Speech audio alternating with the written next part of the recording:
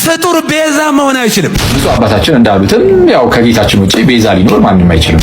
ቤታችን ቤዛ አይደላችም፣ ቤዛ ልጇ ነው። አትደንቁ። ጌታችንም ሌሎች ቅዱሳን መላእክትም ሆኑ ሌሎች ቅዱሳን ሰዎች ይህንን ነገር አላደረጉትምና ቤዛችን ጌታችን ኢየሱስ ብቻ። ጌታችን ቤዛዊተ ዓለም አትባልም ማለት ይሄ ፈጽሞ ክህደት ምንፍቅና ነው። ብፁዕ አባታችንን እንደሰማችኋቸው ምንድነው ያሉን?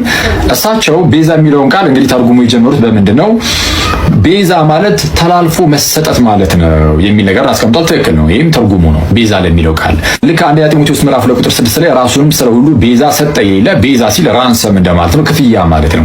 እና ክፍያ ሆኖ ስለ ሁላችን ስለ ኃጢአት ተላልፎ የተሰጠው ጌታችን ኢየሱስ ነውና ከዚህ አንፃር ቤዛ የሚለውን ቃል ስንጠቀም ስንናገር ይህንን እያሰብን ከሆነ ቤዛ የምንለው ብፁዕ አባታችን እንዳሉትም ያው ከጌታችን ውጪ ቤዛ ሊኖር ማንም አይችልም። እመቤታችንም ሌሎች ቅዱሳን መላእክትም ሆኑ ሌሎች ቅዱሳን ሰዎች ይህንን ነገር አላደረጉትምና ቤዛችን ጌታችን ኢየሱስ ብቻ ነው።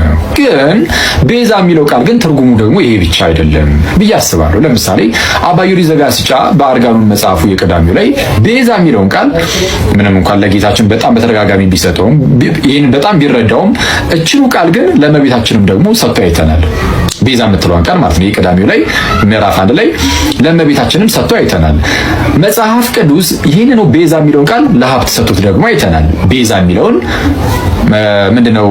ሀብት የሰው ነፍስ ቤዛ ነው ይላል መጽሐፈ ምሳሌ ምዕራፍ 13 ቁጥር 8 ላይ ምሳሌ ምዕራፍ 13 ቁጥር 8 ላይ የሰው ነፍስ ቤዛው ሀብቱ ነው ይላል።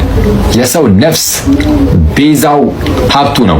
ሀብት የነፍስ ቤዛ ነው ማለት በቃ ሀብት ጌታችን ኢየሱስ ነው ማለት ነው?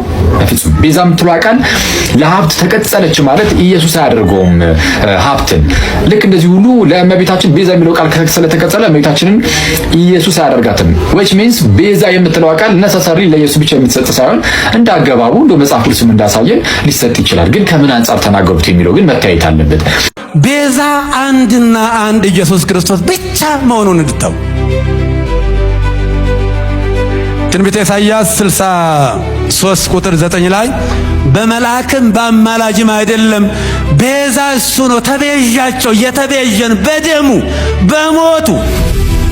ፍጡር ቤዛ አይባልም። የትኛውም ፍጡር መልአክ ቤዛ ሊሆን አይችልም። ፍጡር ቤዛ ሊሆን አይችልም። ቤዛ ኢየሱስ ክርስቶስ ነው። አብ ቤዛ አይደለም። መንፈስ ቅዱስ ቤዛ አይደለም። አልሞተማ።